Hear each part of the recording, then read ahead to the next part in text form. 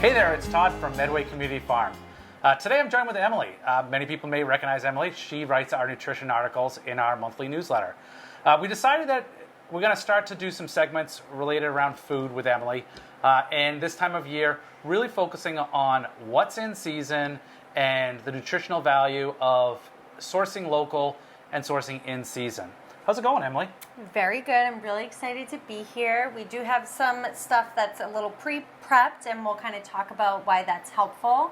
The farmer's market or from the farm is still great all seasons out of the year, especially if you know what's in season and what to ask for. Obviously, there's tons of abundance still out there. So Todd was super gracious to kind of pull this whole basket of stuff together.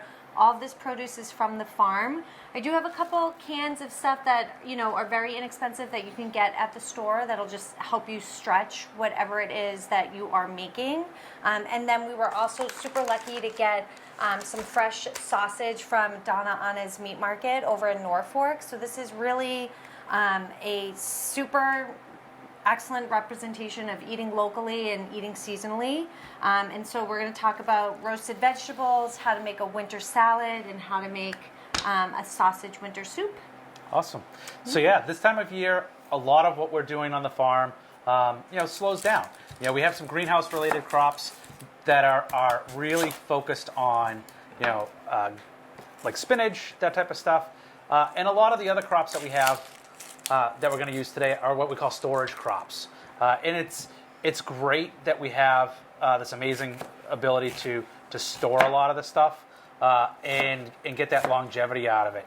And there's some things, that will lose its nutritional value over the course of storage. But I think for me, I can still taste the difference between if I get something at a local farm stand or am I getting that, potato from the box store, right? Mm-hmm.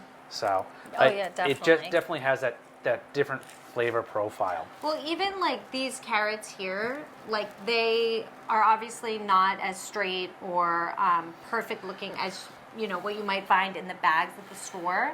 But my daughter couldn't get enough of these yesterday. Just their imperfections actually, I think, add a lot to the flavor sometimes. And then, as Todd was saying, because they're not being mass shipped all over and it's locally sourced, they're not losing that flavor or that nutritional value. So there's just so many benefits to why you would want to get your produce locally versus, just constantly at the store. And plus, if you do visit the farmer's market or the farm stand, you can just grab a few. I know a lot of times at the grocery store, you end up buying bags and bags of produce that will kind of go bad maybe before you use it. So today I also want to talk about different strategies so that if you do end up with an abundance of produce, how you can use it and store it in a way that you don't end up feeling like you have to throw it out in the trash bin. So I'm just getting an onion chopped. Couple quick nerdy cooking tips that I'm going to chat about. It's always a good idea to just get everything prepped before you start cooking. So I'm just going to be chopping away, getting the onions out of the way so I don't cry. It's good that they're kind of cold because they're not going to be as pungent as typically they are. But yeah, I'll just pass it over to you, Todd, to talk more about what's available at the farm right now. So it's really interesting as you talk about the carrots don't look like carrots, right? So this is our rutabaga. When everyone thinks of rutabaga, they think of a large softball size, bigger, coated in wax, ball. Shiny. Yeah, shiny, right? Imperfect produce is really, speaks volumes. And I think, a lot of times people will come into the farm stand and be like, oh, well, what is this? Why is it look like this and not like in the farm stand? A lot of it has to do with seasonality and how our season goes, right? So if it's drier, that's what actually, if hotter, this elongation is actually because it what they call bolted. Yeah, bolted. And that's it didn't produce a really nice round one. And you've got another one here that is the same thing. It's more elongated. A couple things when it comes to making soups or roasting vegetables. I cleaned this all yesterday. And I was thinking about, okay, like why would some people be intimidated from getting stuff from the farm? First of all, whether you buy it in the grocery store or you get it from the farm, you should be washing all your produce anyways. Absolutely, yep. Which is super important. And I think some people don't think about how to organize that process. So I actually just wanted to grab this quickly. Like having big bowls like this at home can really help you for things like washing your vegetables, so you're not, doing tons and tons of tiny batches. You can do one big batch. Using things like baking soda or vinegar to clean your vegetables. Some people buy those store-bought veggie cleaners. Whatever you feel most comfortable with, just make sure you're taking the time to clean them. And then when you clean them, that's also a great time to do some prepping and cutting. When you are roasting vegetables, the important thing is, or making soups, you want to make everything that you're cooking similarly sized. So you don't want to have huge chunks of potatoes and then teeny tiny little chunks of carrots, because then everything's going to cook at different times, and that can make your soups or your roasted vegetables come out a little funky. Just going to chop this up a little bit more. But after you clean, it's a great time to sort of pre-cut and get things ready to go in storage. If you store your pre-cut food in glass containers with lids, they should withstand being cut and stay fresh in the fridge. But also, like, for example, let's say I was making this at home. I might only need these potatoes for the soup or 1 or 2 carrots to go with the soup. But because I have so much and I already have everything out to be cutting, I'm probably just going to roast a bunch of potatoes and vegetables like I did here, and just have a big roasted container like this and just throw into, I can add a handful of this into a salad. I can add more of these into the soup. I can just eat a bowl of this with a protein or rice. Is that bacon I see? It's not bacon, but it looks like bacon. This is that beautiful tie-dye. Let me just cut this open so I can show the tie-dye beet. It so looked like bacon when I looked over Doesn't there. it look like bacon? Which was And of course, there's that joke of, everything's better with bacon. Yeah. So now you're telling me everything's better with a beet? Yeah, that's a very, very good quote to get going. Usually I save all of that stuff for my chickens, but the chickens aren't here. But you can just see how beautiful it looks, and this is just, it has such a great mouthfeel to have all this similarly sized roasted vegetables to, like I said, just add into anything. And if you already have everything out to cut and chop, why not cut and chop extra for yourself and cut out that time during the week? When I taught cooking classes, I used to talk about that premise all the time. It's the idea of like batch cooking, and it can apply to anything. Like if you're making a pot of rice and you're planning to have rice for dinner tonight, make an extra batch and get it into freezer ready bags if you're not going to eat it that week, and get it in the freezer.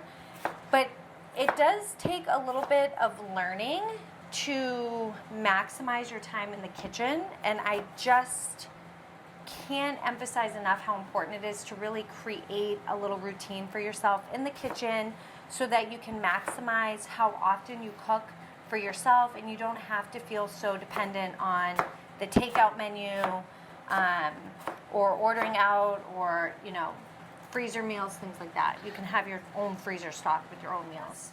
We're gonna get all of this stuff ready for a soup in the pan, and it's it'll be ready to eat in 30 minutes. If you spend an extra 10 minutes chopping a little bit extra, you're going to have all those veggies that you want, and then you're not bringing the cutting board out all week long. Yeah. It's a great point.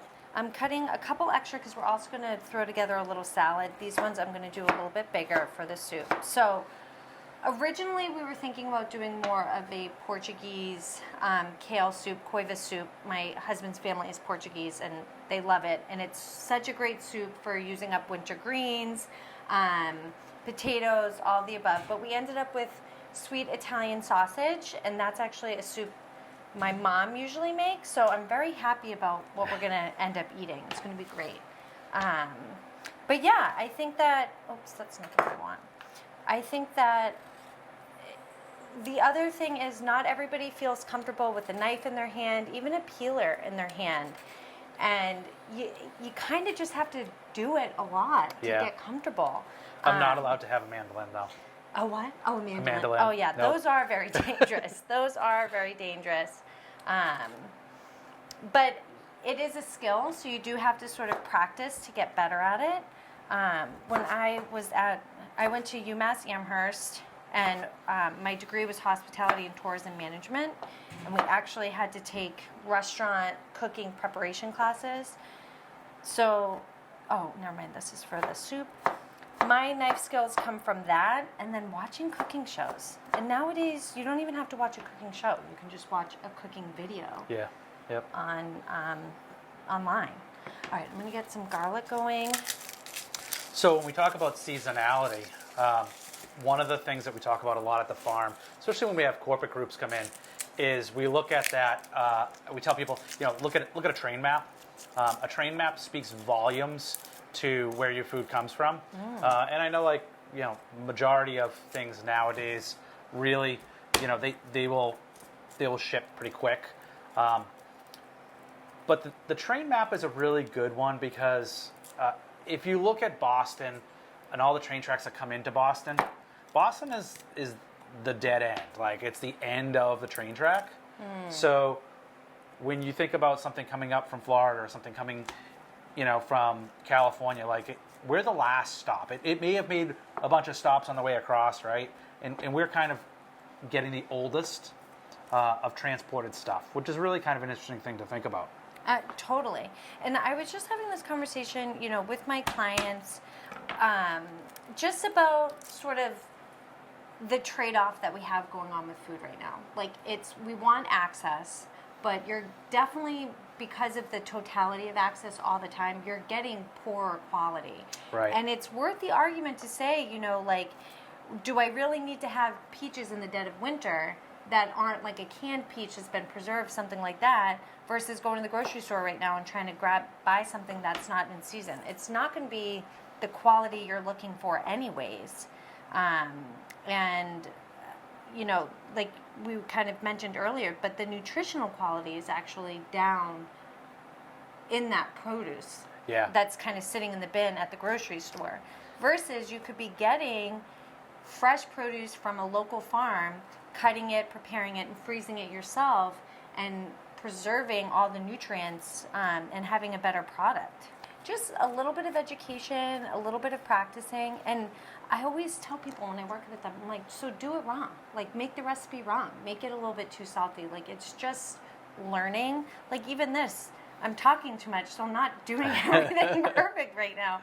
But it's still going to taste great. But if you don't practice and get in there and try it, you're not going to get better at it at all. And I often find that so many people want to do these things, but they're just not. So I would love for you to talk a little bit about what's the best step for getting signed up for a CSA and all that stuff. So I think one of the things that we talk about, right, is with our CSA programs that we do at the farm, we're trying to cater them a couple different ways, right? There's people like you and I that whatever's in the box, I can make it work, right? And that's what we consider the traditional CSA model, right? Yeah. So the farm has an 18-week traditional model. And that's really focused on what's in season, what's available for those 18 weeks. And we talk a lot about it's that bell curve, right? So in the springtime, in the earlier part of that 18 weeks, it's going to be heavy on greens and radishes, bunching onions, stuff like that. As we progress, as soon as we can get the squash coming in, the squash starts to get added. The cucumbers start to come in. All these different things start to layer in. And I think one thing that is really important is that being able to know how to use it. And so if you are a smaller household and you get a big box and, a lot of times people are like, oh, I don't know what else to do with radishes. Pickle them. Totally. Pickle them. And then also it's a great, what I was thinking about while you were talking is oftentimes we all fall into the trap. You go to the grocery store and it's great. You have your list, you have your basics, but you end up buying the same thing. Repetitive. You're buying the same thing. So then you're eating the same thing. And it's just the difference of instead of having, mashed potatoes, you can have mashed parsnips. You can have, you can just mix up and use what you have. So many times I'm having conversations with my clients of like, just do something different. Like, just make a different choice. Like, you can have a bowl of this for breakfast. Like, it doesn't have to be a traditional breakfast food. It doesn't have to be mashed potatoes just because that's what you've always had. So it's a good opportunity to have variety. And then if you have a lot, make it and share it with people. Right. Yeah. Yeah. And it's funny because we get in these conversations with people and you learn different things from different people. So this winter squash is a really, really great example. This is this is half of it, right? Yes. So half of this winter squash, it becomes a really, really big unit. I had a CSA member recently share with me how they cook their squash, all their winter squash. It's in a crock pot? It's in the crock pot. I knew it. They don't cut it or anything. They throw it in and they put it in for 4 hours on low with a little bit of water. And that'll cook it perfectly. Yeah. And the other thing that I just wanted to say, especially about squashes, is, I did this batch, obviously super savory, right? And this is just salt and pepper, and it's delicious and caramelized and brings out the natural sweetness. But something like this, and that's why I saved this other half, you can make this sweet. Yeah. You can put brown sugar and cinnamon on it. And again, it is something delicious for breakfast. It's full of fiber. Starting your day off with vegetables in the morning and that fiber in the morning, that's going to slow your body's glycemic index throughout the day. And really starting your day, especially with vegetables where they're cooked down and the fiber is really soluble for our bodies, it's going to help you over time just feel so much better. And I guarantee if you cut away having tons of starches in the morning, like the cereals or even, My bagel. Yes. Those are going to spike your blood sugar and make you feel hungrier sooner. But if you even if you change nothing but just how you approach breakfast in the morning, you'll start to see changes in your energy over time. And then when you're adding in the fact that this food just naturally is more nutritious because it's local, you're just creating these small, tiny wins, and it's not a huge effort to make the change. You're just going to the local farm instead of the local grocery store. It can just be something simple as I'm going to try a new vegetable every week.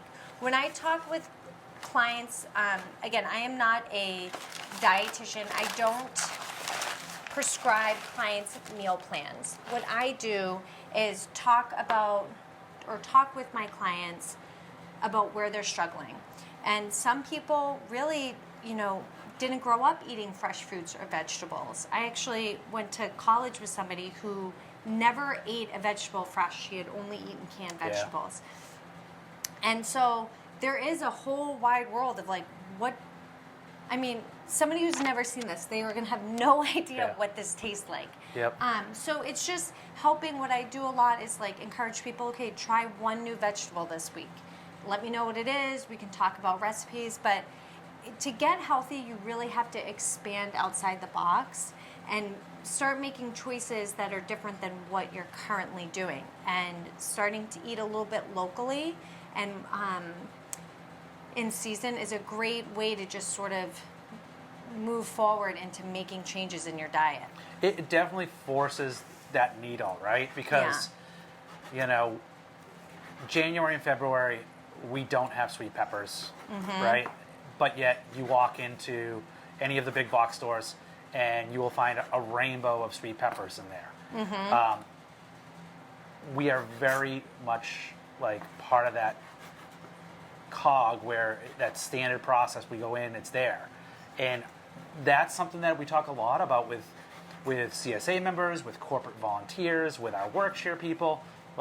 What does seasonality look like? Yeah. And what does buying local mean?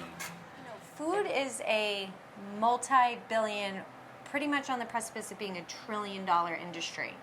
And there's little things along the way that I've understood that sometimes I take for granted that maybe the average person doesn't understand. But all the colors you see in the grocery store mimic these colors here. Like you see boxes of red Cheez-Its because of this right here. You see Cheetos in big orange bags because of this here. Because we eat with our eyes first, and because our bodies are designed to crave the colors that we see. And each color that we see does a great service to our body.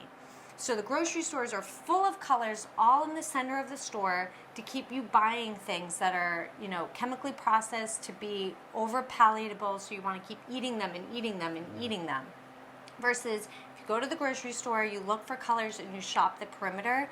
If you keep that up for a month, you're going to be way healthier than you were buying all the low calorie or fat-free sort of frankenfood that's sold inside the supermarket. And then again, it's not going to be, I think that's the other thing that I just want to pause and mention. It's not going to be the first time you do this, you knock it out of the park, and the first CSA you get, you cook absolutely everything and it's beautiful. There are going to be some things that, okay, I didn't get as much as this, and it's definitely a learning curve. But I think if you go into it with, I'm dedicated to this education and this learning process, be open-minded and ask questions, you're going to really enjoy it a lot more than just, let me just keep buying the same thing on repeat at the grocery store.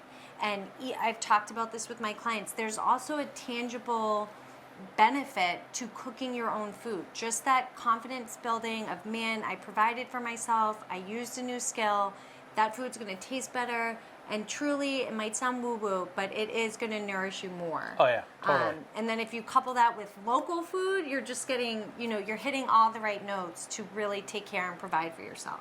Are we ready to cook? Yes, we are. Let's get on it. Yeah, so I just added a little bit of oil to this pan. I like to try to get the soups so that you can just get everything all in one pot. So I'm going to brown the meat in here. Which is this sweet Italian sausage local from Donna Anna's Market in Norfolk. I was watching you cut that, and you can clearly tell that they make their own sausage. Yes, Like- because it kind of falls apart a little bit. Well, and the size, like, it's not the same as, you know, your box store. Yeah. Oh, Yeah. I wanted this one. There we go. It should be heating up a little We bit. actually had a conversation at the farm, and I said, you know, is there a really good butcher around? Like, and, you know, some of our board members have been around town for a long time, and they're like, oh, there used to be a really good one. It was so-and-so, you know. Yeah. But a lot of that stuff. It goes by the wayside. Yeah, it goes by the wayside. You know, the farm's worked with a couple of local producers for meats, and, you know, our motto really is like a bullseye for how we source locally, right? And we have that hyper-local, which is like Medway, really close to Medway. And then we have, you know, local a little further out. We have regional. Yeah. You know, and we actually have a bullseye that shows this. Yeah, like you said, it's and- like that train map to like really understand why proximity matters. Right. And that's really like for us as we start to pull that lens back, like, and what can't we grow? What can't we, you know, we're not a protein farm, right? So how do we source our eggs? Where do we source, Totally. you know, our meats from? That's really important for me, you know, because I feel like if I'm asking somebody to come to the farm, support local, and as an organization, we really got to represent that as well. I just wanted to quickly just talk about this really quick. So I personally kept the chunks of the sausage a little bit bigger because my husband's a big guy. Sometimes he thinks soups are wimpy. So I like to have big chunks of protein. And this can be swapped out for hot sausage. This could be kielbasa, linguiça, any sort of sausage. You know, through COVID, a lot of people actually got into making their own sausage at home, which is great. But again, we're just trying to get some color on this and render out a little bit of the fat. And then I'm going to actually be adding in the onions that I chopped first to get some color and cook these down a little bit and add fragrance to the sausage. And then I'll add the garlic a little bit after that. You definitely want to get color on your onions. That's going to give them a nice caramelized flavor. But you do not want to get color on your garlic because that browning will actually make it a little bit bitter. So keep that in mind, like in your cooking process of like, oh, maybe I'll add the garlic in a little bit after, if you want to prevent that bitter garlic flavor. And then just let this cook like a minute or two, and then we'll just keep adding and building. The kale will end up adding in last because obviously it's not going to take as much. So just letting this cook a little bit. And then I've often too, like I said, so over there we have a dish of roasted vegetables. Today, if I didn't feel like chopping or doing anything, I can just add those pre-chopped cooked vegetables right in, and then you have soup as quick as it takes to heat up the liquid you're eating the soup in. So, I think that when you have a little bit of knife skill, you kind of understand the process of getting everything ready. Making a soup like this, it doesn't take that much longer than like making ramen noodles. You know what I mean? Yeah. It's a whole lot better for you though. It's than so ramen much noodles. better for you. And again, the idea of batch cooking is once you have a pot on the stove, make an extra serving of whatever it is you're making. You already have everything there. So why not make a double portion and either throw it in the freezer or eat it for lunch for the week? All those things are so important when you're thinking about, stretching your time and stretching your produce that you're using from the local farm. So you talk about, making it a little bit bigger so you have leftovers. Okay. Right. So to avoid getting in that trap of like just eating the same thing, blah, blah, blah, blah, blah, like I've told my clients, I'm like, you told me so-and-so wants to, is trying to lose weight with you. You meal prep one meal. Yeah. They meal prep the other meal. Share, swap. Split the week. Split the week. Yeah. That way you don't feel like you are eating all the same thing all week. I'm just adding some salt and pepper in addition to the garlic. So I guess what I'm saying is you want to have variety, yes, but also focus on learning the skill. So if you really need to learn how to chop vegetables, start with the same vegetables so you can get better at that skill. And really quick, so this is bone broth. It's kind of having a big moment lately because bone broth actually adds more protein. So traditional stock or broth is not going to have protein in it, but bone broth will. However, if it's straight bone broth like this is unseasoned. So this is actually going to have a stronger minerally flavor. So keep that in mind if you do purchase something like this. So what I'm going to do is use this, but then also use some bouillon seasoning to keep that flavor. To round it out. Yeah, to round it out and not do 100% this, but add some water as well. So just keep that in mind because if it's unseasoned bone broth and you've never had it, it's an acquired taste. Yeah. If you can grab me that little bouillon thing, the orange, Yep, right on the got other it. side. And then some apparatus with water. Some apparatus with water. Is that the technical term? It is. We just need some water to add to this. I'm going to just shake this in. So again, this is like another tip. Even if you don't have, this is always something great to keep in your pantry. So if you run out of boxes of stock like this, you can make your own stock with just this and some water. This is like a chicken bouillon knockoff. But if you don't, and again, this whole recipe, if you leave out the meat, it can be vegetarian. You can get veggie bouillon. So we will just add this water, and I'm going to give another shake of the bouillon, and then we'll just put a lid on this and kind of talk a little bit more about the roasted vegetables and the salad, the winter salad. Yes. Sound good? Sounds good. Okay, great. Perfect. So we have this beautiful flamingo spinach. Yep. And it's called flamingo spinach. Why? Just a great name. It's just a great name. Just a great name. name. And what's funny about it, I love this one. It doesn't have as much of that metallic-y taste that spinach tends to have. Mm-hmm. And this literally was just harvested out of the greenhouse yesterday. I'm just tearing this because it is so... You can smell it. You can smell it. And, but it's also very like tender. So you could certainly cut this, but it's just as easy to kind of just rip and tear it gently and have a couple different pieces. This is obviously different than the baby spinach. Correct me if I'm wrong, but this will be a little bit more subtle because it's bigger, Yep. right? Yep. Yeah, totally. So I'm adding the spinach in here, and then most of this kale is going to go in the soup, but I'm going to also tear some up and put it in here. The thing with kale is you definitely want to sort of massage the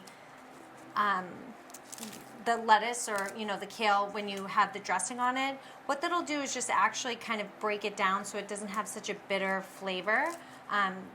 I love kale. I think kale is so delicious roasted, and I mean it's just such a great vessel for olive oil and salt and pepper. Yeah. A little bit of garlic.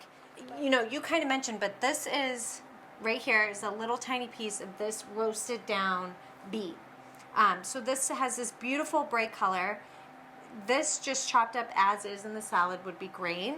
But I went ahead and roasted it, and then this just tricks your brain. Like you said, it looks I like totally bacon. thought it was bacon. So this already kind of gives your brain, when it's about to eat, like this already feels really unctuous and filling and full of fiber, full of nutrients. This is going to keep you full. Throw this in with your eggs in the morning, throw this into your salads, eat it by itself. Like I mentioned before, simple tricks like the order in which we eat our food can really help our body maximize our nutritional experience and minimize any negative effects that what we eat might have. Like I said, spiking our blood sugar, things like that. So I'm just going to add some of these pre-roasted vegetables into the salad so we can toss that up. I did roast some of that beautiful squash. This is savory, and I'm just going to kind of tear it up and put it in here. Some people love to eat the skin. For me, it's a little bit too bitter and tough, so I'm not going to keep it. I'll give it to my chickens. But you can really add whatever you want. I had apples as an idea of what you can add into a winter salad. We have the crunchy raw carrots, which is just, again, we're building texture, we're building flavor, which makes it, instead of feeling like, oh, it's salad, it feels yummy and delicious. I'm always game on salad. Me too. And I was mentioning to Barry and Todd earlier, I think most people think cranberries serve no purpose other than being a sauce in a can. But fresh cranberries are really, really good for you. They're full of antioxidants, a great crunch, a lot of tartness. So let's say you're having a little indigestion after dinner, just eating one or two of them and chewing it up. That's going to actually help your digestive process. So also adding them to your salads is another, great way to just sneak in some extra healthy benefits. I'm just going to go ahead and dress this. I'm just going to do some salad. I am a get in and mix with my hands type person. I don't know if anybody's noticed that, but so you can, if you have the time or the inclination to make the salad dressing off to the side, you can. I am just going to dress olive oil on the salad. I have a little bit of balsamic vinegar that I'm going to do.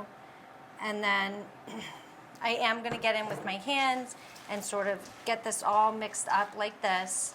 Like I said, massaging the kale kind of seems silly and crazy, but it does help to kind of the same idea of like with the ceviche, with that acid of like a lemon on fish. It just breaks it down. It just breaks it a little down. bit, yep. Yeah, and then that also helps with your digestive process.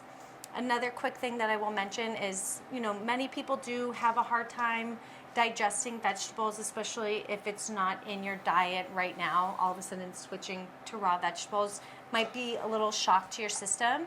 So this is a great hybrid. Some cooked vegetables in with the raw instead of a totally raw salad can kind of help prime your body to digest better. So this is what's called a black radish. It's a later season radish. It's becoming more and more common to see at farmers markets. If you're a radish fan, this is definitely one that should be on your list if it's not already.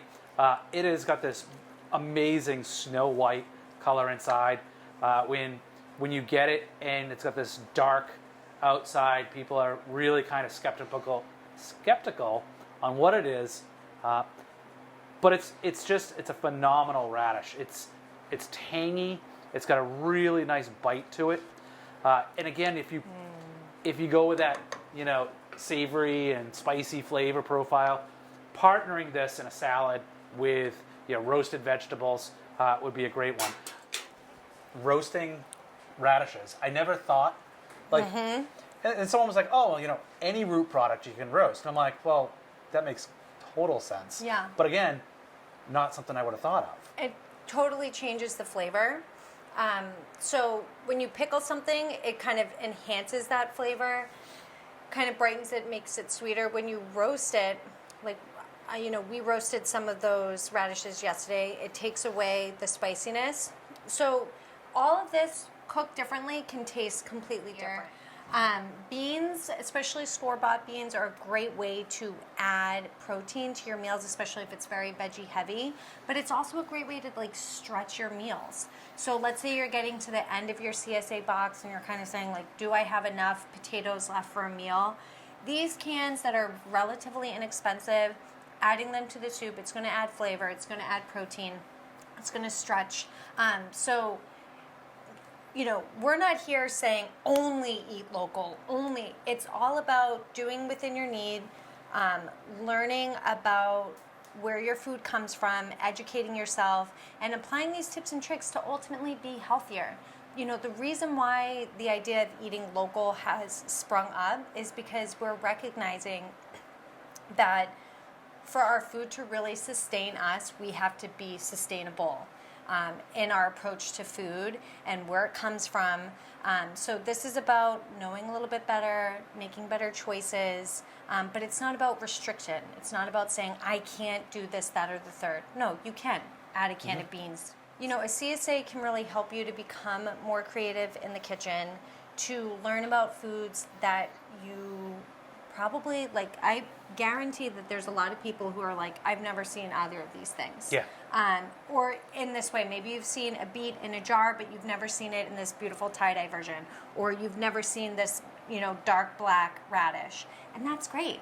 And they all have little, nuances in their nutrition profile. So CSAs are a great way to eat locally, obviously, first and foremost, but to challenge yourself, to try new recipes, learn a little bit more about the food, create habits that ultimately make you healthier long term, learning how to prepare your food at home, cut vegetables, clean vegetables, peel vegetables, and then we can get into so many other things. A lot of this is mix and match flavors, right? We have roasted vegetables in here, we have cooked vegetables in here, kale in both, beautiful bright colors.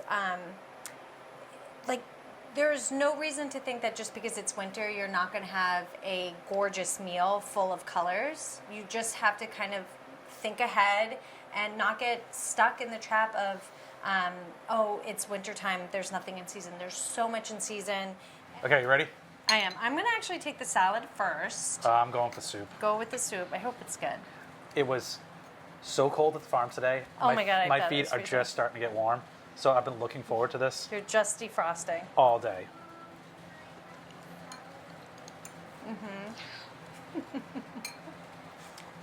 Totally on point. Is it good? And it's hot, which is even better at this time of year. So, this is my daughter Coral. She helped to clean and prep all these veggies. Can you say hi? Hi. So you want to have a bite of this salad? Mm-hmm. Okay. There's a carrot. You want the carrot? Mm-hmm. And the spinach? Is that good? Mm-hmm. I'm such a good helper. This is for the first time doing it. I thought it was great. We're so grateful for the space at the Council on Aging, and just to be able to showcase what the farm has to offer and different ways to incorporate it into what's already working in your life, and teach your kids to eat healthy, teach your kids about where food is coming from, educate yourself, sharpen your kitchen skills, get active in the community. There's really I can't think of one bad thing, right? Yeah, so our next segment will touch base on spring crops and what we're going to do with the spring harvest. This is one of 4 segments that we're looking forward to doing this year. Yeah. On behalf of the board of directors, all my staff, thanks. Thanks, Todd. And for more information about the farm, our CSA programs, our educational programs, please make sure you visit us online at medwaycommunityfarm.org. And if you're interested in learning more from me or more about coaching or training, you can visit sweetkindandwonderful.com. I write the newsletter, as Todd mentioned, so you can get in touch with me if you sign up for the newsletter as well. Great. Awesome.